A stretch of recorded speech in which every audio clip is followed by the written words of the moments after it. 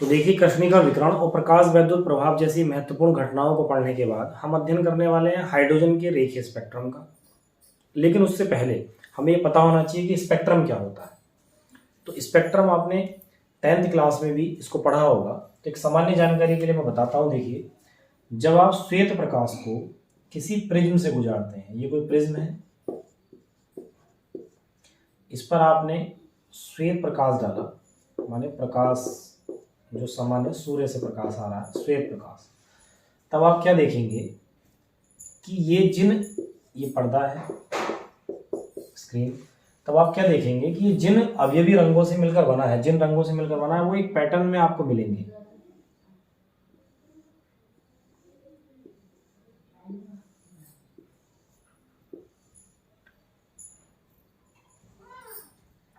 सात रंग आपको मिलते हैं वेव की ओर। ये सबसे ऊपर सबसे पहले आपको लाल रंग मिल रहा है, फिर ऑरेंज है, फिर येलो है, फिर ग्रीन है, फिर ब्लू है, फिर इंडिगो है और फिर वायलेट है। अगर इसका पथ सीधे इस टाइप से होना चाहिए था, तो अपने पथ से कोई रंग जो विचलन दिखाता है, उस विचलन कोण को बोलते हैं अल्पतम विचलन कोण। तो आप देखेंगे लाल रंग के लिए इसका मान कम है, जबकि बैंगनी रंग के लिए इस विचलन कोण का मान क्या होगा, सबसे अधिक। तो हम ये कह सकते हैं कि जब श्वेत प्रकाश को प्रिज्म से गुजारा जाए, तब वह प्रिज्म के बाद अपने अवयवी 7 रंगों में विभक्त होकर एक निश्चित तरंगदैर्ध्य के घटते क्रम में या आवृत्ति के बढ़ते क्रम में हमें एक पैटर्न प्राप्त होता है, एक व्यवस्था प्राप्त होती है। इस व्यवस्था को ही हम बोलते हैं श्वेत प्रकाश का स्पेक्ट्रम है। यहाँ पर लाल रंग के लिए जो विचलन कोण है वो सबसे कम है और बैंगनी रंग के लिए विचलन कोण क्या है, सबसे अधिक है। इसको हम, इस पूरे अरेंजमेंट को हम बोलते हैं स्पेक्ट्रम है श्वेत प्रकाश का। अब इसमें आप देखिए, स्पेक्ट्रम के जो प्रकार होते हैं वो मुख्यतः 2 प्रकार का स्पेक्ट्रम होता है। एक होता है उत्सर्जन स्पेक्ट्रम,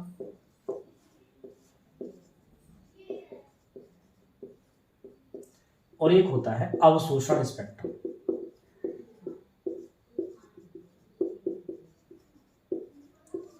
उत्सर्जन स्पेक्ट्रम के आप समझिए 3 प्रकार होते हैं। एक तो हम कह देते हैं सतत स्पेक्ट्रम, ये इसको 2 मान लेते हैं, सतत और असतत। सतत स्पेक्ट्रम ही है ये। देखिए, सतत की बात पहले मैं कर लेता हूं। सतत का मतलब होता है कंटिन्यूअस, लगातार। क्योंकि देखो, जब हमें ये श्वेत प्रकाश हमने प्रिज्म से गुजारा और ये 7 रंगों में हमें टूटा हुआ दिखाई दिया, मतलब 7 रंगों में बटा हुआ दिखाई दिया, जैसे कि इंद्रधनुष का बनना होता है। जब आपने देखा होगा बरसात के दिन होते हैं और बारिश पड़ गई है और फिर धूप निकली है, तो वायुमंडल में जलवाष्प की कुछ बूंदें रह जाती हैं, जिन पर वो श्वेत प्रकाश जो सूर्य निकला है उसका प्रकाश पड़ता है, तो वो 7 रंगों में बढ़ता है। तो इंद्रधनुष जो बनता है वो 7 रंगों वाला, वो श्वेत प्रकाश का स्पेक्ट्रम ही है। तो वैसे ही यहाँ पर है। तो आप देखेंगे जैसे लाल कलर से जब ये ऑरेंज तक पहुंचेगा, तो इसके बीच में ये सारा मतलब कोई गैप नहीं होता, मतलब आपको जो है ये रंग बिल्कुल सतत रूप से दिखाई देंगे, बिल्कुल सतत रूप से। कहीं कोई बीच में इनको अंतर करने के लिए, रंगों का अंतर करने के लिए कोई बाउंड्री नहीं होती। माने लाल रंग के बाद ऑरेंज स्टार्ट हो जाएगा, ऑरेंज के बाद येलो, येलो के बाद ग्रीन, ब्लू, इंडिगो और वायलेट। माने बीच में आप ऐसे पृथककारी कोई रेखा नहीं होती इनके बीच में कि भाई ये रेड कलर यहाँ तक है और फिर ऑरेंज यहाँ से स्टार्ट हो गया, ऐसा नहीं होता। माने सतत रूप से आपको, भले ही रंग बढ़ गए आपस में, लेकिन ये सतत रूप से लाल से बैंगनी की तरफ को आपको सारे रंग मौजूद होंगे। सभी प्रकार की तरंगदैर्ध्य, लाल रंग से लेकर बैंगनी रंग के बीच की जो जितनी भी तरंगदैर्ध्य की रेखाएं संभव है वो सब इसमें मिलेंगी। इसलिए ऐसे स्पेक्ट्रम को बोला जाता है सतत स्पेक्ट्रम। इंग्लिश में इसको बोलते हैं कंटिन्यूअस स्पेक्ट्रम। एक होता है असतत। अब असतत से ही पता चल रहा है डिसकंटिन्यूअस। इसका मतलब ये है कि वो ऐसा स्पेक्ट्रम होता होगा कि उसमें क्या है, बीच में बाउंड्री होती होगी कुछ कलर के बीच। कैसे, ये भी देखिए 2 टाइप से होता है असतत में। एक तो होता है रेखीय, एक होता है बैंड स्पेक्ट्रम।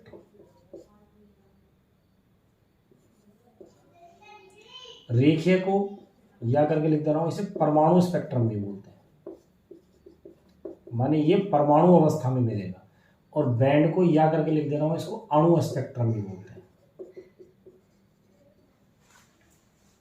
अब ये क्या है, देखिए इसी की बात कर रहे हैं। मान लीजिए उत्सर्जन स्पेक्ट्रम से मतलब ये है, ये बात देखिए बताने से रह गई कि सतत में क्या है। उत्सर्जन का मतलब होता है कोई प्रकाश स्रोत, जैसे यहां से सूर्य से आ रही है श्वेत प्रकाश, कोई प्रकाश स्रोत जब ऊर्जा का उत्सर्जन कर रहा है, अर्थात प्रकाश का उत्सर्जन कर रहा है, तो प्रकाश, उत्सर्जित प्रकाश जब प्रिज्म पर गिरा तब आपको ये सतत स्पेक्ट्रम मिला। ऐसे ही कोई प्रकाश स्रोत, मान लीजिए ये कोई प्रकाश स्रोत है, ये ऊर्जा का उत्सर्जन कर रहा है, अर्थात यहां से प्रकाश निकल रहा है और ये पड़ता है प्रिज्म पर। प्रिज्म से पढ़ने के बाद हमें इस प्रकार का अगर स्पेक्ट्रम मिले कि हमें ऐसे लाइंस मिले, ये इस टाइप से लाइन मिलती जाए, तो इसका मतलब ये है कि इनके बीच में एक लाइन और दूसरी लाइन, तीसरी लाइन, इन सब लाइन के बीच में ये पृथककारी सीमा है, माने बीच में कुछ स्पॉट है जिससे हम पता लगा पा रहे हैं कि एक लाइन ये है और एक लाइन ये है, एक लाइन ये है फिर एक लाइन ये है, अर्थात रेखाएं आपको मिलती हैं, तब हम उसको बोलते हैं रेखीय स्पेक्ट्रम। ये है रेखीय स्पेक्ट्रम जो कि असतत वाले का प्रकार है ये। अच्छा, इसको परमाणु स्पेक्ट्रम जो कहते हैं वो इसलिए कहते हैं क्योंकि ये जो प्रकाश उत्सर्जित होगा ये परमाणु अवस्था में होगा, माने जो प्रकाश स्रोत है वो क्या होना चाहिए, ये परमाणु होना चाहिए कोई, अर्थात किसी परमाणु से जब प्रकाश का उत्सर्जन होकर प्रिज्म पर गिरे और आपको फिर जो रेखाएं, मतलब जो स्पेक्ट्रम मिले वो रेखाओं के रूप में मिलता है, माने वहां पर उन रेखाओं के बीच कोई पृथककारी सीमा हो, कोई ऐसी डिस्टिंक्ट लाइन हो, बीच में कुछ ऐसा हो कि आप अंतर कर पाएं कि एक रेखा ये, एक रेखा ये, एक रेखा ये, अर्थात रेखाएं जैसी आपको दिख रही हो, तब उसको बोला जाता है रेखीय स्पेक्ट्रम। चूंकि ये परमाणु स्थिति में प्राप्त होता है कि अर्थात परमाणु से प्रकाश उत्सर्जन होना चाहिए, इसलिए रेखीय स्पेक्ट्रम को हम परमाणुवीय स्पेक्ट्रम भी बोलते हैं। बात करें अगर बैंड या अणु स्पेक्ट्रम की, तो क्या स्थिति रहेगी, यहीं पर बताता हूं। देखिए, अब की बार मान लीजिए कि जो प्रकाश का उत्सर्जन हो रहा है वो आप समझिए, इसको यहीं पर कर लेते हैं, ये कोई अणु है, अणु द्वारा प्रकाश का उत्सर्जन, और ये प्रिज्म पर गिरा प्रकाश। तब यदि आपको इस प्रकार से मिले कि पहले तो लाइनें बिल्कुल आपको बिल्कुल कंटिन्यूअस मिले सतत, फिर गैप आए, फिर कुछ लाइनें यहाँ पर मिल जाए, फिर गैप आए, फिर कुछ लाइनें यहाँ मिल जाए, माने आपको लाइनों का एक समूह मिलेगा। इसका मतलब यह है कि जैसे हरा रंग है तो हरे रंग की तो सारी लाइनें मिल गई, लेकिन बीच में ब्लू कलर गायब भी हो गया, फिर वायलेट की लाइनें मिल गई। इसका मतलब यह है कि आपको रेखाओं के बैंड, पट्टियां मिलेंगी। भाई सतत स्पेक्ट्रम में तो क्या हो रहा है, सारे प्रकार की रेखाएं मौजूद होंगी, बीच में कोई पृथककारी सीमा नहीं होगी, लाल से लेके बैंगनी तक सारे प्रकार के रंग और सारे प्रकार के रंग की रेखाएं उपस्थित होंगी, सभी तरंगदैर्घ्य की, कोई गैप नहीं। जबकि परमाणु स्थिति में कोई परमाणु प्रकाश का उत्सर्जन करे और प्रिज्म से गुजारे, तो वो क्या हो कि हमें रेखाएं मिल रही हैं और बीच में उनके पृथककारी सीमा है, अर्थात कुछ तरंगदैर्घ्य की रेखाएं इसमें से अनुपस्थित हैं, तब उसे रेखीय स्पेक्ट्रम कहते हैं। और यदि कोई अणु रूप में प्रकाश का उत्सर्जन कर रहा है और उसे प्रिज्म पे डालें उत्सर्जित प्रकाश को, तब यदि ऐसा हो कि हमें बहुत सारी रेखाएं समूह में मिली, फिर गैप हो गया, फिर समूह में बहुत सारी रेखाएं मिली, फिर गैप हो गया, तो उन रेखाओं का एक ग्रुप मिला, उन रेखाओं का एक समूह मिला जिसको हम बैंड कह रहे हैं, तो उसको बोला जाता है बैंड स्पेक्ट्रम। तो इस प्रकार से स्पेक्ट्रम के एक प्रकार में उत्सर्जन में सतत और एक असतत, असतत में एक रेखीय और एक बैंड। रेखीय माने परमाणु स्थिति में मिलेगा और बैंड माने अणु स्थिति में मिलेगा। बात करें अवशोषण स्पेक्ट्रम की, तो अवशोषण में भी आपको ये दो टाइप मिलेंगे, रेखीय और बैंड। ये परमाणु स्थिति में ही मिलेगा और ये आपको अणु स्थिति में ही मिलेगा। बस इस बार क्या करना है, अवशोषण से पता चल रहा है कि जब प्रकाश स्रोत प्रकाश का उत्सर्जन करेगा तब आपको उसके मार्ग में कुछ ऐसा पदार्थ रख देना है जो उसमें से किसी पदार्थ को, थोड़े से प्रकाश को अवशोषित कर लेगा। तो क्या करना है हमने, परमाणु स्थिति में कोई प्रकाश स्रोत प्रकाश का उत्सर्जन कर रहा है, उसके मार्ग में कोई पदार्थ होने की वजह से पदार्थ कुछ प्रकाश का अवशोषण कर लेगा, फिर प्रिज्म पर पड़ा प्रकाश, तब अगर हमें कुछ रेखाएं अगर मिलती हैं, बीच में डार्क स्पॉट आपको मिलेंगे, तब उसे रेखीय स्पेक्ट्रम बोलते।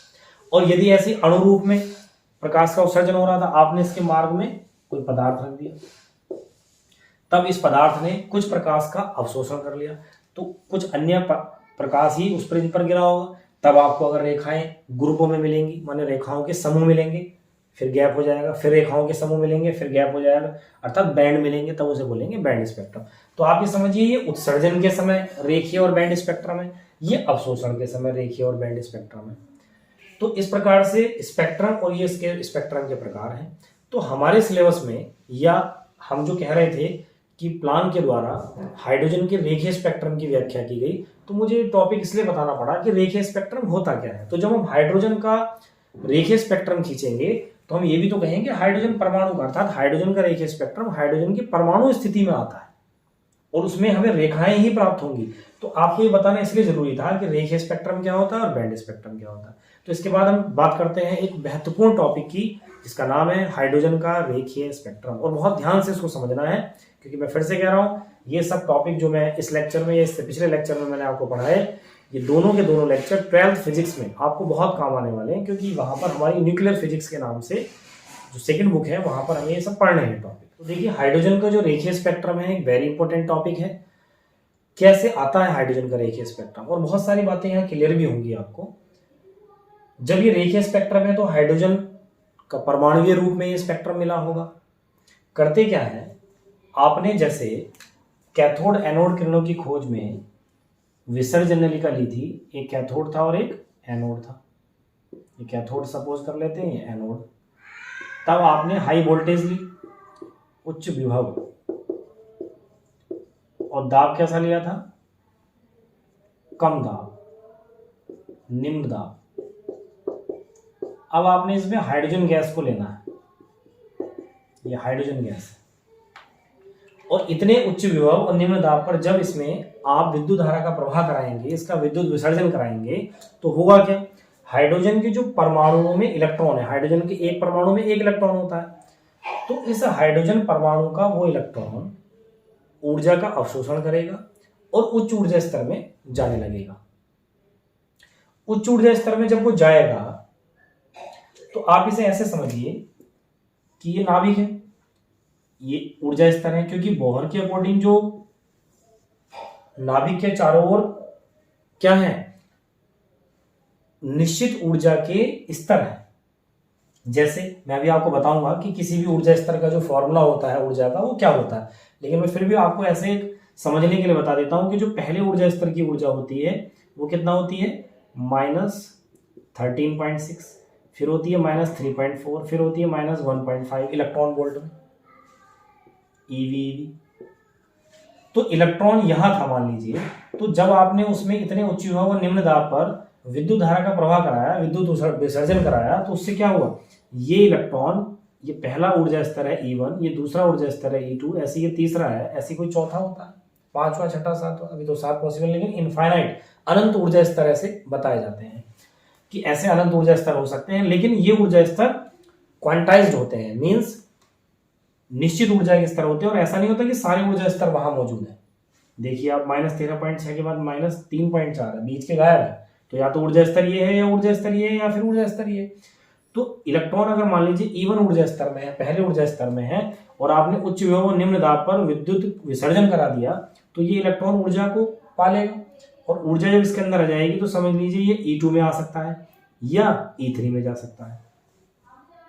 लेकिन जब इलेक्ट्रॉन उच्च ऊर्जा स्तर में चले जाते हैं तो वो वहां पर स्थायी नहीं होते ज्यादा टाइम के लिए। 10⁻⁸ सेकंड समय पश्चात फिर से इलेक्ट्रॉन अपनी इस ऊर्जा, जितनी ऊर्जा लेकर वो गया है उतनी ही ऊर्जा, मींस जो ऊर्जा का अंतर होगा, जिस हम दो ऊर्जा स्तरों की बात करें, जैसे E1 और E3 की बात कर रहे हैं, तो delta E means E3 - E1, तीसरे ऊर्जा स्तर में से पहले ऊर्जा स्तर को घटाएंगे तो वो जो ऊर्जा का अंतर है उतनी ही ऊर्जा का त्याग करते हुए फिर से अपने मूल ऊर्जा स्तर में आने का प्रयास करेगा या आएगा। तो इस दौरान उसकी एक संबंधित तरंगदैर्ध्य होगी, इस ऊर्जा के संबंधित उसकी एक तरंगदैर्ध्य होगी, क्योंकि इसका फॉर्मूला H/λ होता है। यहाँ तो वैल्यू आ रही है ऊर्जा की, तो यहाँ से लैम्डा की वैल्यू आएगी।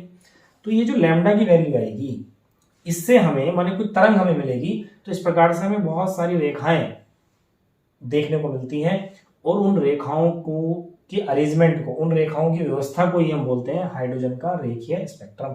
तो अभी जब मैं आपको स्पेक्ट्रम पढ़ा रहा था या स्पेक्ट्रम के प्रकार बता रहा था, तो मैं ये कह रहा था कि जब कोई परमाणु ऊर्जा का उत्सर्जन करता है, परमाणु रूप में ऊर्जा का उत्सर्जन होता है, और उस ऊर्जा को जब हम प्रिज्म से गुजारते हैं, उस प्रकाश को, तो यही था कि ऊर्जा का उत्सर्जन वो कैसे करता है, क्योंकि जब वो उच्च ऊर्जा स्तर में होता है तो फिर से अपने निम्न ऊर्जा स्तर में आता है, तो वो ऊर्जा का त्याग करता है प्रकाश के रूप में। और जब वो लेता है ऊर्जा को, भाई हम यह कह रहे हैं कि वो ऊर्जा को ले रहा है तो वो ऊष्मा के रूप में ले रहा है और उच्च ऊर्जा स्तर पे पहुंच जा रहा है। लेकिन जब वो अपनी उस ऊर्जा का त्याग करता है तो वो प्रकाश के रूप में करता है, माने बाहर कुछ लाइट जैसी आती है, वो प्रकाश के रूप में ऊर्जा का उत्सर्जन करता है। तो उसी प्रकाश को तो हम प्रिज्म पर गुजारते हैं और फिर हमें रेखाएं मिलती है उसके स्पेक्ट्रम में, तो इसलिए हम उसे रेखीय स्पेक्ट्रम बोलते हैं। तो आप ये समझिए कि ये जो कि जितने भी संभव उच्च ऊर्जा स्तर में जा सकता है और फिर 10⁻⁸ सेकंड बाद फिर से निम्न ऊर्जा स्तर में ऊर्जा का त्याग करते हुए आता है। तो इस दौरान हाइड्रोजन के स्पेक्ट्रम में बहुत सी रेखाएं देखने को मिली, जिसे हम हाइड्रोजन का रेखीय स्पेक्ट्रम कहते हैं। उसको मैं भी आपको चित्र के माध्यम से बताने की कोशिश करता हूं। और देखिए, हाइड्रोजन के रेखीय स्पेक्ट्रम में ही सबसे ज्यादा रेखाएं प्राप्त होती हैं, वो हम देखेंगे किस वैज्ञानिक ने किस रेखाओं को बताया। तो बात करते हैं हाइड्रोजन के रेखीय स्पेक्ट्रम के उस चित्र की। तो देखिए, हाइड्रोजन के रेखीय स्पेक्ट्रम में मैंने ये ऊर्जा स्तर बनाए हैं। ये n=1 का मतलब ये पहला ऊर्जा स्तर है, जिसकी ऊर्जा को हम लिख रहे थे कि ये -13.6 इलेक्ट्रॉन वोल्ट होता है। ये उसका दूसरा ऊर्जा स्तर है, जिसे हम बोलते हैं -3.4 इलेक्ट्रॉन वोल्ट इसकी ऊर्जा होती है। तीसरा ऊर्जा स्तर है जिसको हम इतना इलेक्ट्रॉन वोल्ट बोलते हैं। ऐसी अन्य ऊर्जा स्तरों की ऊर्जाएं होती हैं। मैं भी फॉर्मूला लिखूंगा जब हम इससे तरंग दैर्ध्य ज्ञात करेंगे कि किसी भी ऊर्जा स्तर की ऊर्जा का फॉर्मूला क्या होता है। तो आप देखिए, ऐसे पहला, दूसरा, तीसरा, चौथा, पांचवा, छठा, सातवां, अभी तक 7 ऊर्जा स्तर ऐसे माने जाते हैं, लेकिन इनफाइनाइट तक ये ऊर्जा स्तर हो सकते हैं। तो हम इसे इनफाइनाइट तक लिख सकते हैं कि ये अनंत ऊर्जा स्तर किसी भी परमाणु में हो सकते हैं। और ये विविक्त ऊर्जा स्तर होते हैं, जिसको मैं क्वांटाइज्ड बोल रहा था। विविक्त माने इनके बीच में, जैसे मान लीजिए, ऊर्जा का मतलब कंटिन्यूअस नहीं होती, सतत रूप से देखिए ऊर्जा स्तर नहीं है। -13.6 के बाद -3.4 आया है। तो हुआ क्या होगा, अभी हम जो कह रहे थे कि हमने हाइड्रोजन गैस को जब विसर्जन नलिका में लेकर उच्च विभव और निम्न दाब पर विद्युत का विसर्जन कराया, तो हुआ क्या कि हाइड्रोजन परमाणु में जो इलेक्ट्रॉन था वो ऊर्जा का अवशोषण कर गया और वो अपने से उच्च ऊर्जा स्तरों में चले गया। लेकिन 10⁻⁸ सेकंड बाद ऊर्जा का त्याग करता हुआ वो फिर से मूल ऊर्जा स्तर में आएगा। तब उस दौरान उस ऊर्जा के विद रिस्पेक्ट, उस ऊर्जा से संबंधित तरंग दैर्ध्य की रेखाएं हमें मिलेंगी। उन रेखाओं के अरेंजमेंट को, उन रेखाओं की व्यवस्था से हमें एक स्पेक्ट्रम मिलेगा। चूंकि हम हाइड्रोजन परमाणु के लिए कर रहे हैं, इसलिए हम उसको बोलते हैं हाइड्रोजन परमाणु का रेखीय स्पेक्ट्रम। तो देखिए, हम शुरुआत करते हैं। मान लीजिए इलेक्ट्रॉन दूसरे ऊर्जा स्तर से पहले ऊर्जा स्तर में आए, क्योंकि मूल ऊर्जा स्तर तो यही है, वही ऊर्जा का अवशोषण करके मान लीजिए वो दूसरे ऊर्जा स्तर में चला गया था, तो वो ऊर्जा का त्याग करता हुआ फिर से पहले ऊर्जा स्तर में आ गया। या हो सकता है वो तीसरे से आए,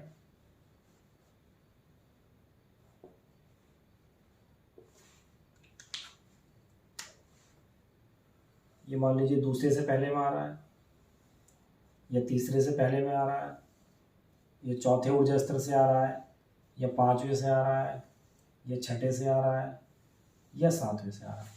माने किसी भी उच्च ऊर्जा स्तर से इलेक्ट्रॉन ऊर्जा का त्याग करता हुआ पहले ऊर्जा स्तर में पहुंचेगा, तब हम उसको बोलेंगे कि ये जो रेखाएं हैं ये लाइमन श्रेणी की रेखाएं बोलेंगे, क्योंकि लाइमन साइंटिस्ट ने इनको डिस्कवर किया था। इन सबको बोला जाता है लाइमन श्रेणी की रेखाएं। लाइमन श्रेणी है क्यों? क्योंकि इसमें जितनी भी हमें रेखाएं मिलेंगी उन सबके एक समूह को हमने लाइमन वैज्ञानिक के द्वारा बताया गया, इसलिए इनको लाइमन श्रेणी की रेखाएं कहते हैं। इसका मतलब ये हुआ कि किसी भी उच्च ऊर्जा स्तर से इलेक्ट्रॉन ऊर्जा का त्याग करता हुआ जब प्रथम ऊर्जा स्तर में पहुंचता है, तब हम उसे बोलते हैं लाइमन श्रेणी की रेखाएं। मान लीजिए यदि कोई इलेक्ट्रॉन उच्च ऊर्जा स्तर में है और ऊर्जा का परित्याग करते हुए वो दूसरे ऊर्जा स्तर तक आए, भाई तीसरे से दूसरे में, चौथे से, पांचवें से, छठे से, सातवें से, या अन्य अनंत तक जितने ऊर्जा स्तर हो सकते हैं वहां से आए, तब हम उन सारी रेखाओं को बोलते हैं बॉमर श्रेणी की रेखाएं। और सबसे पहली बात मैं आपको बता दूं कि सबसे पहले जो रेखाएं ज्ञात हुई थी वो बामर श्रेणी की ही ज्ञात हुई थी, लाइमन की बाद में हुई। तो बामर श्रेणी की रेखाएं पहले ज्ञात की गई। और बामर श्रेणी की जो रेखाएं होती हैं वो चमकीली रेखाएं होती हैं, माने ये दृश्य क्षेत्र में पड़ती हैं। यहाँ पर जैसे बताने से रह गया मेरा, लाइमन श्रेणी की जो रेखाएं हैं इनकी जो तरंग दैर्ध्य है, किसी भी रेखा की आप तरंग दैर्ध्य ज्ञात करने का भी फॉर्मूला भी आएगा, तो जब आप रेखाओं की तरंग दैर्ध्य इनकी ज्ञात करते हैं लाइमन श्रेणी की, तो ये पड़ती है परावैंगनी क्षेत्र में। तो मैं लिख देता हूं अल्ट्रावायलेट परावैंगनी भाग, परावैंगनी क्षेत्र में पड़ती है, माने आंखों से दिखाई नहीं देती होंगी, लेकिन 52 श्रेणी की रेखाएं चमकीली रेखाएं हैं और ये दृश्य क्षेत्र में आती है। बामर ने अपनी इन रेखाओं के नाम भी रख दिए थे, जैसे वो इस वाली रेखा को एच अल्फा बोलते थे पहले को, फिर एच बीटा बोलते थे, तीसरी को H gamma, H delta and so on, ऐसे करके। माने हाइड्रोजन के लिए अल्फा लाइन, हाइड्रोजन के लिए बीटा, हाइड्रोजन की गामा, हाइड्रोजन की डेल्टा, और ये चमकीली रेखाएं होती है। इसी प्रकार से अन्य श्रेणी की रेखाएं भी बताई गई। मान लीजिए कोई इलेक्ट्रॉन ऊर्जा का उत्सर्जन करता हुआ चौथे से तीसरे में आए, पांचवें से तीसरे में आए, छठे से तीसरे में आए, सातवें से तीसरे में आए, तब इस प्रकार से जो रेखाएं आपको मिलती हैं उन्हें हम बोलते हैं पाश्चन श्रेणी की रेखाएं। ये पाश्चन श्रेणी, इनको पाश्चन ने बताया। और ये आती हैं अवरक्त क्षेत्र में, जो विद्युत चुंबकीय स्पेक्ट्रम का अवरक्त वाला भाग होता है ना, इंफ्रारेड, ये उसमें आती है। इसी क्रम में एक श्रेणी की रेखाएं और हैं। मान लीजिए चौथे ऊर्जा स्तर में इलेक्ट्रॉन ऊर्जा का परित्याग करता हुआ है, किसी भी उच्च ऊर्जा स्तर से जब वो चौथे ऊर्जा स्तर तक आएगा तब उन्हें बोला जाता है ब्रैकेट श्रेणी की रेखाएं। ब्रैकेट श्रेणी, ये वाली रेखाएं भी अवरक्त भाग में आती है, विद्युत चुंबकीय स्पेक्ट्रम के अवरक्त क्षेत्र में आती है। एक श्रेणी की रेखाएं और हैं, वो ये कहते हैं कि इलेक्ट्रॉन उच्च ऊर्जा स्तर से ऊर्जा का त्याग करे और पांचवें ऊर्जा स्तर तक आए, 6 से 5, 7 से 5, या और जो ऊपर के ऊर्जा स्तर हो सकते हैं वहां से, तब उन्हें बोला जाता है फुंड श्रेणी की रेखाएं। ये भी अवरक्त भाग में आती है, विद्युत चुंबकीय स्पेक्ट्रम के अवरक्त भाग में। तो ये 5 श्रेणी मैंने यहां लिखी हैं, लाइमन श्रेणी, बामर श्रेणी, पाश्चन श्रेणी, ब्रैकेट श्रेणी, फुंड श्रेणी।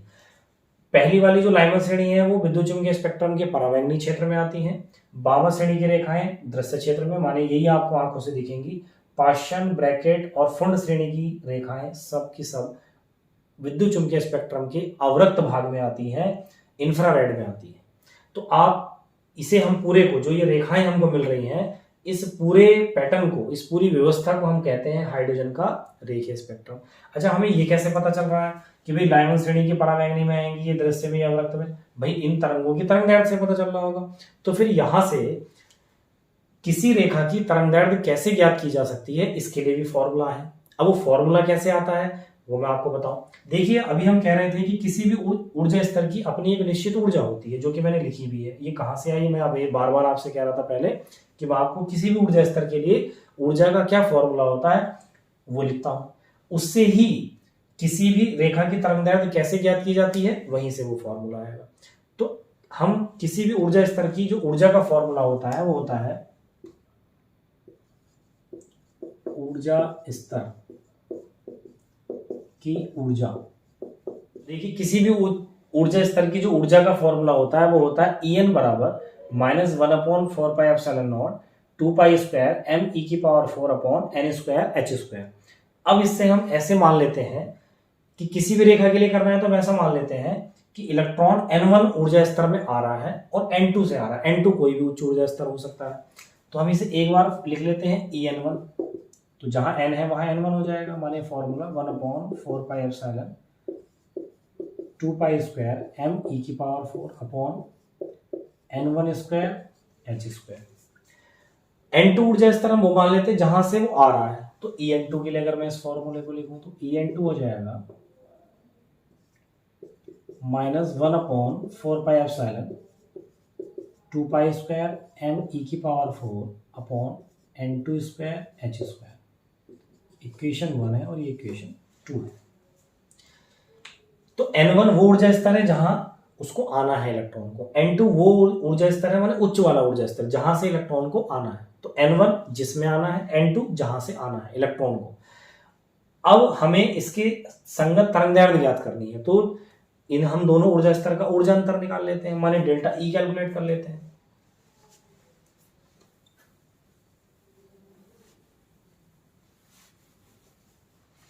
तो आप देखेंगे अगर मैं इनसे डेल्टा E कैलकुलेट करूं तो डेल्टा E क्या होगा भाई, En2 माइनस En1, क्योंकि n2 ऊर्जा स्तर ज्यादा है इसलिए En2 माइनस En1। तो En2 में से अगर आप En1 माइनस करेंगे तो आप देखिए इसमें क्या कॉमन है, 1/4πε0 कॉमन है, इधर से 2π²m e⁴ कॉमन है, h² नीचे से कॉमन है, तो जो कॉमन है मैं उसको लिख लेता हूं, तो ये हो जाएगा डेल्टा ई की वैल्यू en2 माइनस कर रहे हैं तो en1 वाले मान प्लस हो जाएंगे और ये माइनस में है, तो ये हो जाएगा आपका 1/4πε0 और ऊपर से आ रहा है 2π² m e⁴ और नीचे h² भी कॉमन है। n2 का जो साइन है वो माइनस रह रहा है और n1 का साइन क्या हो जा रहा है प्लस, तो मैं लिख उसको लेता हूं पहले 1/n1² माइनस 1/n2²। कैलकुलेशन समझ रहे होंगे, जो इन दोनों में कॉमन है वो मैंने कॉमन बाहर निकाला है और आप देख रहे होंगे en2 माइनस en1 है, तो n1 वाला साइन जो है वो प्लस हो जाना है, तो इसलिए मैंने इसको लिख पहले लिया 1/n1² और माइनस के 1/n2²।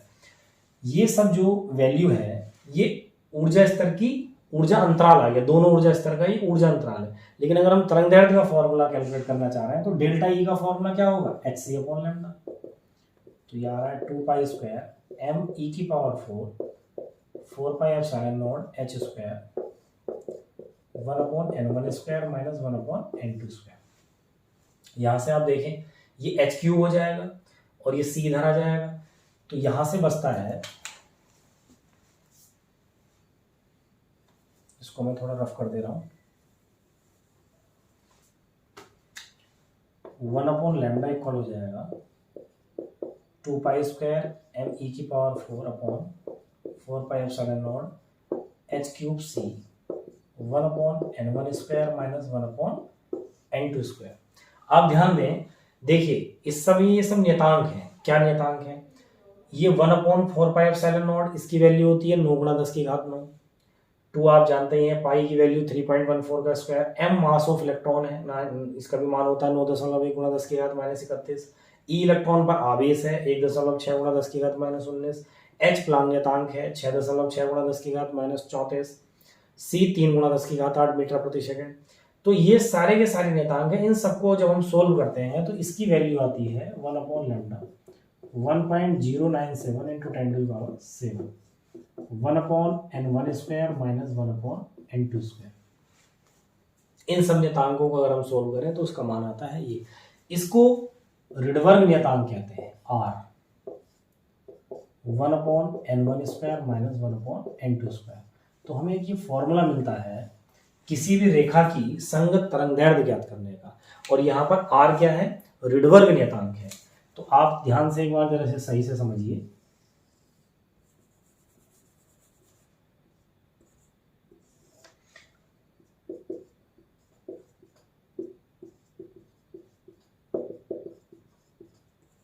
क्या समझिए, यहां r क्या है,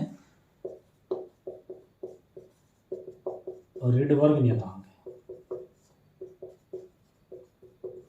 और इसकी वैल्यू 1.097 × 10⁻7 मीटर इनवर्स होगी, क्योंकि 1/λ देखिए इधर तो कोई मात्रा होगा नहीं है, तो ऊर्जा स्तर है, इधर 1/λ है, 1/λ मीन्स मीटर, तो इसलिए इसकी यूनिट क्या हो जाएगी, मीटर इनवर्स। तो मैं बता ये रहा हूं कि जैसे अभी हम कह रहे थे कि लाइमन श्रेणी की रेखाएं होती हैं, और लाइमन श्रेणी की रेखाएं वो होती हैं कि जिनमें इलेक्ट्रॉन को ऊर्जा का त्याग करते हुए किसी भी उच्च ऊर्जा स्तर से पहले ऊर्जा स्तर में आना होता है। तो n1 की वैल्यू क्या रहेगी, उसके लिए 1 रहेगी, और n2 की वैल्यू 2 भी हो सकती है, 3 भी हो सकती है, 4 भी हो सकती है। तो जैसे मान लीजिए आप इसकी बात करें कि 2 से 1 में आ रहा है, तो n2 की जगह आप 2 लिखेंगे, n1 की जगह 1 लिखेंगे, r की वैल्यू पता है रेडबर्ग कांस्टेंट, तो एक तरंगदैर्ध्य आ जाएगी। तो वो जो तरंगदैर्ध्य निकल कर आएगी वो परावैंगनी क्षेत्र की तरंगदैर्ध्य से मैच करती है, लाई करती है, इसलिए हम इसे परावैंगनी क्षेत्र कहते हैं। तो माने हमें ये मैं बताने की कोशिश कर रहा हूँ कि हमें ये कैसे पता चला कि लाइमन श्रेणी परावैंगनी क्षेत्र में आती है, बामर दृश्य क्षेत्र में आती है, पाश्चान अवरक्त, ब्रैकेट अवरक्त और फुंड श्रेणी अवरक्त में आती है, क्योंकि हमने एक यहाँ से फॉर्मूला ये कैलकुलेट किया जो कि किसी भी रेखा की तरंगदैर्ध्य को बता सकता है जिन ऊर्जा स्तरों में उस इलेक्ट्रॉन का जाना और आना हुआ है। तो हम इस फॉर्मूले की हेल्प से इन 5 प्रकार की श्रेणियों की रेखाओं की तरंगदैर्ध्य ज्ञात करेंगे और इनके लिए अलग से ये सब चीजें पढ़ेंगे। बात अगर लाइमन श्रेणी की करें तो इसकी तरंगदैर्ध्य ज्ञात करने का फॉर्मूला हो जाएगा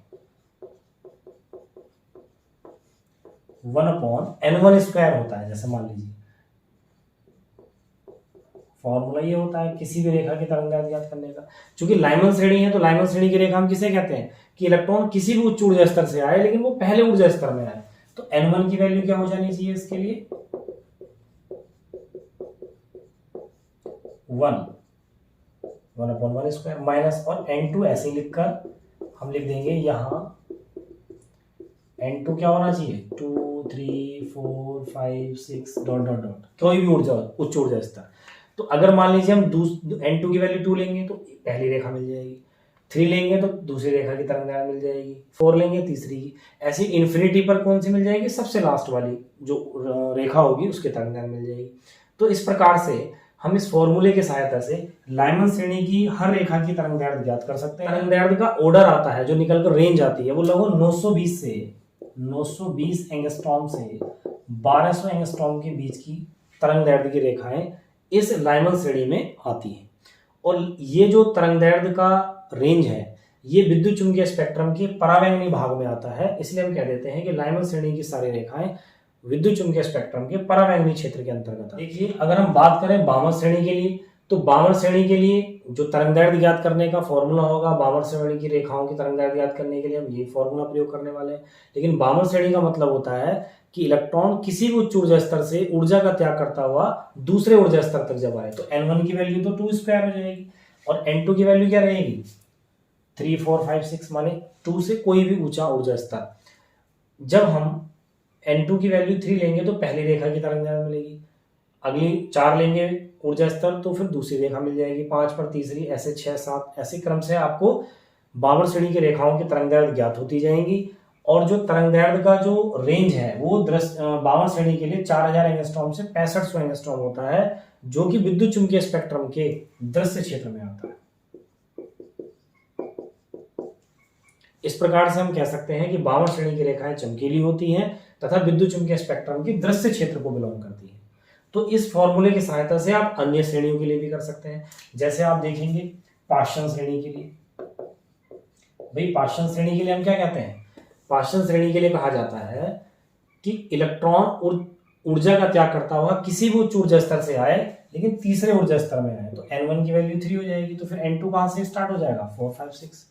तो n2 की वैल्यू अगर आप 4 लेंगे तो पाश्चन श्रेणी की पहली रेखा की तरंगदैर्घ्य मिल जाएगी, यदि आप 5 लेंगे तो आपको दूसरी रेखा की मिल जाएगी। तो यहां इस प्रकार से पाश्चन श्रेणी की जो भी संभव रेखाएं हो सकती हैं उन सबकी तरंगदैर्घ्य ज्ञात की जा सकती है। तरंगदैर्घ्य का जो क्रम आता है वो लगभग आता है 9500 एंगस्ट्रॉम से 17500 एंगस्ट्रॉम। तो ये विद्युत चुंबकीय स्पेक्ट्रम के अवरक्त भाग में बिलोंग कर रही है, तो इसलिए हम कहते हैं कि पाश्चन श्रेणी की रेखाएं अवरक्त क्षेत्र में पड़ती है। इसी प्रकार से अगर हम बात करें ब्रैकेट श्रेणी की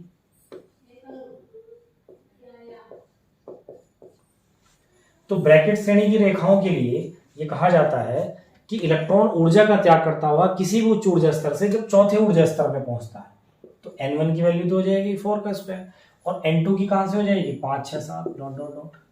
तो किसी भी उच्च ऊर्जा स्तर से जब वो चौथे ऊर्जा स्तर में पहुंचता है तब हमें जो रेखाएं मिलती हैं वो ब्रैकेट श्रेणी की रेखाएं होती हैं। और इस प्रकार से हम n2 की वैल्यू अगर 5 लें तो ब्रैकेट श्रेणी की पहली रेखा की तरंगदैर्घ्य मिलेगी, यदि हम 6 लें तो दूसरी रेखा की, 7 लें तो तीसरी, ऐसे इन्फिनिटी ऊर्जा स्तर अगर संभव है तो वहां से हमें इस प्रकार से रेखाओं की तरंगदैर्घ्य मिलती जाएगी। इस रेखाओं की तरंगदैर्घ्य की जो रेंज है वो भी विद्युत चुंबकीय स्पेक्ट्रम के अवरक्त भाग में पड़ती है, इसलिए हम कहते हैं कि ब्रैकेट श्रेणी की जो रेखाएं हैं वो अवरक्त क्षेत्र में आती है। अगर बात करें फुंड श्रेणी की तो फुंड श्रेणी के लिए कहते हैं कि जो इलेक्ट्रॉन है ऊर्जा का त्याग करते हुए उच्च ऊर्जा स्तर से जब 5वें ऊर्जा स्तर में पहुंचता है, मींस n1 की वैल्यू कितना 5 और इससे उच्च ऊर्जा स्तर माने 5 से उच्च ऊर्जा स्तर 6 7 ऐसे 6 7 डॉट डॉट डॉट ऐसे जो भी उच्च ऊर्जा स्तर संभव है, तब इस प्रकार जो रेखाएं हमें मिलती हैं उन्हें फुंड श्रेणी की रेखाएं बोलते हैं। यदि हम यहाँ 6 लें n2 का मान तो पहली रेखा, 7 लें दूसरा और उच्च ऊर्जा स्तर लेते जाएं तब हमें इस प्रकार से फुंड श्रेणी की प्रत्येक रेखा की तरंगदैर्घ्य ज्ञात हो जाएगी और जो रेंज आएगी तरंगदैर्घ्य की जो रेंज आएगी वो भी विद्युत चुंबकीय स्पेक्ट्रम के अवरक्त भाग में ही पड़ती है। इसलिए हम कहते हैं कि पाश्चन श्रेणी, ब्रैकेट श्रेणी, फुंड श्रेणी की जो रेखाएं हैं वो विद्युत चुंबकीय स्पेक्ट्रम के अवरक्त भाग में आती है।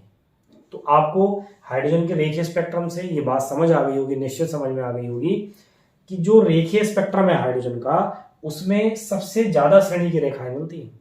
किसी अन्य परमाणु में इतने प्रकार की रेखाएं नहीं होती। सोडियम के लिए कहते हैं उसमें केवल उसके स्पेक्ट्रम में 2 ही रेखाएं मिलती हैं, 2 पीली रेखाएं ओनली। लेकिन इसमें आप देखेंगे मतलब विभिन्न विभिन्न प्रकार की रेखाएं हैं, उन्हें हमने श्रेणियों में, जो जो वैज्ञानिक ने जिस श्रेणी की रेखाओं की खोज की उसी के नाम से उनको रखा है। और ये फॉर्मूला हमें किसी भी श्रेणी की किसी भी रेखा की, कोई सी भी रेखा की तरंगदैर्घ्य ज्ञात करने में मदद करता है। ये वैल्यू रिडबर्ग नियतांक कहलाती है। तो आप समझिए किस प्रकार से हाइड्रोजन के रेखीय स्पेक्ट्रम की व्याख्या प्लांक के क्वांटम सिद्धांत के आधार पर की। आज के लेक्चर में मैंने आपको स्टार्टिंग में ही कहा था कि आज हम 3 महत्वपूर्ण बातें पढ़ने वाले हैं: कृष्णिका विकिरण, प्रकाश विद्युत प्रभाव और हाइड्रोजन का रेखीय स्पेक्ट्रम। इन तीनों बातों के बाद नील बोर ने अपना परमाणु मॉडल दिया, जो कि आप देखिए ना, हम उस समय जे थॉमसन परमाणु मॉडल पढ़ चुके, रदरफोर्ड का परमाणु मॉडल पढ़ चुके। लेकिन रदरफोर्ड के परमाणु मॉडल में जो ऊर्जा की बात को लेकर जो कमी आई, जिसको नील बोर परमाणु मॉडल दूर करेगा, तो उस नील बोर परमाणु मॉडल तक पहुंचने के लिए हमें